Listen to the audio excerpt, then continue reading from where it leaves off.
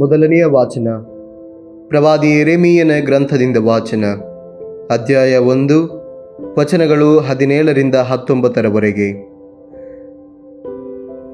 ಸರ್ವೇಶ್ವರ ಸ್ವಾಮಿ ನನಗೆ ಹೀಗೆಂದರು, ನೀನು ಎದ್ದು ನಡುಕಟ್ಟಿಕೋ, ನಾನು ಆಜ್ಞಾಪಿಸುವುದನ್ನೆಲ್ಲ ಅವರಿಗೆ ತಿಳಿಸು.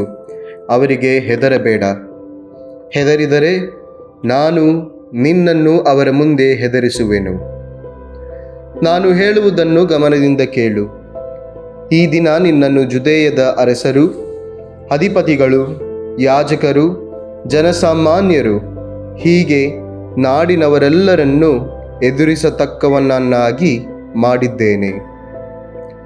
ಕೋಟೆ ಕೊತ್ತಲಗಳಿಂದ ಸುಸಜ್ಜಿತ ನಗರವನ್ನಾಗಿಯೂ, ಕಬ್ಬಿಣದ ಕಂಬವನ್ನಾಗಿಯೂ, ತಾಮ್ರದ ಪೌಳಿಗೋಡೆಯನ್ನಾಗಿಯೂ ನಿನ್ನನ್ನು ಸ್ಥಾಪಿಸಿದ್ದೇನೆ. ನಿನಗೆ ವಿರುದ್ಧವಾಗಿ ಅವರು ಯುದ್ಧ ಮಾಡುವರು, ಆದರೆ ನಿನ್ನನ್ನು ಸೋಲಿಸಲಾಗುವುದಿಲ್ಲ.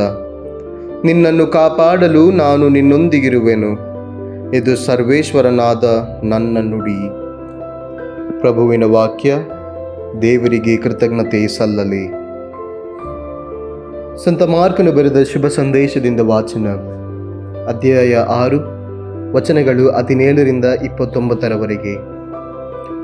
ಆ ಕಾಲದಲ್ಲಿ ಹೆರೋದನು ತಾನು ಇಟ್ಟುಕೊಂಡಿದ್ದ ಹೆರೋದಿಯಳ ನಿಮಿತ್ತ ಯೌವಾನನನ್ನು ಸೆರೆಹಿಡಿಸಿ ಬಂಧನದಲ್ಲಿರಿಸಿದ್ದನು. ಹೆರೋದಿಯಳು ಹೆರೋದನ ಸಹೋದರ ಫಿಲಿಪ್ಪನ ಧರ್ಮಪತ್ನಿ. ಆದರೂ ಹೆರೋದನು ಆಕೆಯನ್ನು ಹೆಂಡತಿಯಾಗಿ ಇಟ್ಟುಕೊಂಡಿದ್ದನು. ಈ ಕಾರಣ ಯೌವಾನನು, ನಿನ್ನ ಸಹೋದರನ ಪತ್ನಿಯನ್ನು ನೀನು ಇಟ್ಟುಕೊಂಡಿರುವುದು ನ್ಯಾಯವಲ್ಲ ಎಂದು ಪದೇ ಪದೇ ಅವನನ್ನು ಎಚ್ಚರಿಸುತ್ತಿದ್ದನು. ಇದರ ನಿಮಿತ್ತ ಹೆರೋದಿಯಳು ಯೌವಾನನ ಮೇಲೆ ಹಗೆಯಿಟ್ಟು ಆತನನ್ನು ಕೊಲ್ಲಿಸಬೇಕು ಎಂದಿದ್ದಳು. ಆದರೆ ತನ್ನ ಸೇಡನ್ನು ತೀರಿಸಿಕೊಳ್ಳಲು ಅವಳಿಂದಾಗಿರಲಿಲ್ಲ. ಏಕೆಂದರೆ ಯೌವಾನನು ಸಂತನು ಹಾಗೂ ಸತ್ಪುರುಷನು ಎಂದು ಹೆರೋದನು ಅರಿತು ಆತನಿಗೆ ಭಯಪಟ್ಟು ಯಾವ ಅಪಾಯವೂ ಆತನಿಗೆ ಬಾರದಂತೆ ನೋಡಿಕೊಳ್ಳುತ್ತಿದ್ದನು. ಯೌವಾನನು ಹೇಳುತ್ತಿದ್ದ ಮಾತುಗಳನ್ನು ಕೇಳಿದಾಗಲೆಲ್ಲ ಹೆರೋದನ ಮನಸ್ಸು ಅಲ್ಲೋಲ ಕಲ್ಲೋಲವಾಗುತ್ತಿತ್ತು. ಆದರೂ ಆತನ ಮಾತುಗಳನ್ನು ಕಿವಿಗೊಟ್ಟು ಕೇಳುತ್ತಿದ್ದನು. ಕಡೆಗೊಮ್ಮೆ ಹೆರೋದಿಯಳಿಗೆ ಅನುಕೂಲವಾದ ಸಂದರ್ಭ ಒದಗಿತು.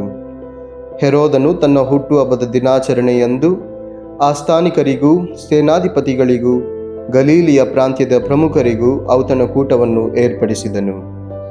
ಆ ಸಮಾರಂಭದಲ್ಲಿ ಹೆರೋದಿಯಳ ಮಗಳು ಔತಣ ಶಾಲೆಗೆ ಬಂದು ನರ್ತನ ಮಾಡಿದಳು. ಹೆರೋದನು ಅವನ ಜೊತೆಯಲ್ಲಿ ಭೋಜನಕ್ಕೆ ಕುಳಿತಿದ್ದ ಅತಿಥಿಗಳು ಅದನ್ನು ಬಹಳವಾಗಿ ಮೆಚ್ಚಿಕೊಂಡರು. ಆಗ ಅರಸ ಹೆರೋದನು ಅವಳಿಗೆ, ನಿನಗೆ ಏನು ಬೇಕಾದರೂ ಕೇಳು, ಕೊಡುತ್ತೇನೆ ಎಂದನು. ನೀನು ಏನು ಕೇಳಿಕೊಂಡರೂ ಸರಿ, ನನ್ನ ರಾಜ್ಯದಲ್ಲಿ ಅರ್ಧವನ್ನು ಕೇಳಿಕೊಂಡರೂ ಅದನ್ನು ನಿನಗೆ ಕೊಡುತ್ತೇನೆ ಎಂದು ಪ್ರಮಾಣ ಮಾಡಿದನು. ಅವಳು ತನ್ನ ತಾಯಿಯ ಬಳಿಗೆ ಹೋಗಿ, ಅಮ್ಮ, ನಾನು ಏನನ್ನು ಕೇಳಿಕೊಳ್ಳಲಿ ಎಂದು ವಿಚಾರಿಸಿದಳು. ಸ್ನಾನಿಕ ಯೌವಾನನ ತಲೆಯನ್ನು ಕೇಳು ಎಂದು ಆಕೆ ಮಗಳನ್ನು ಪ್ರೇರೇಪಿಸಿದಳು. ಕೂಡಲೇ ಅವಳು ಅರಸನ ಬಳಿಗೆ ಧಾವಿಸಿ, ಸ್ನಾನಿಕ ಯೌವಾನನ ತಲೆಯನ್ನು ಇದೀಗಲೇ ಒಂದು ತಟ್ಟೆಯಲ್ಲಿ ತರಿಸಿಕೊಡಿ, ಇದೇ ನನ್ನ ಬೇಡಿಕೆ ಎಂದು ಕೇಳಿಕೊಂಡಳು. ಅರಸನಿಗೆ ಅತೀವ ದುಃಖವಾಯಿತು.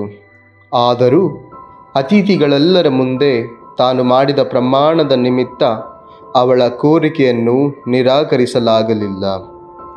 ಆದುದರಿಂದ ಅವನು ಒಬ್ಬ ಪಹರೆಯವನನ್ನು ಕರೆದು ಕೂಡಲೇ ಯೌವಾನನ ತಲೆಯನ್ನು ತರಬೇಕೆಂದು ಅವನಿಗೆ ಆಜ್ಞೆ ಮಾಡಿ ಕಳುಹಿಸಿದನು.